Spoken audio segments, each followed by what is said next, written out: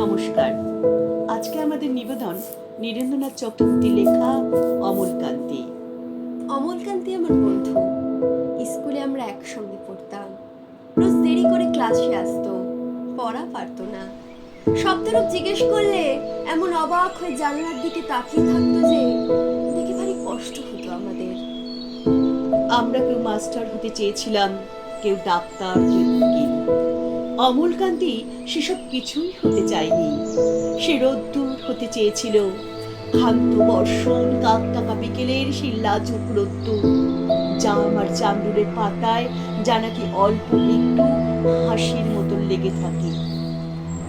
আমরা কেউ মাস্টার হয়েছি, কেউ ডাক্তার, কেউ উকিল।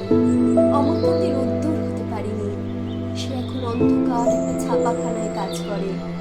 মাঝে মাঝে আমার সঙ্গে দেখা করতে আসে, চা খায়, এটা ওটা গল্প করে, তারপর বলে উঠি তাহলে।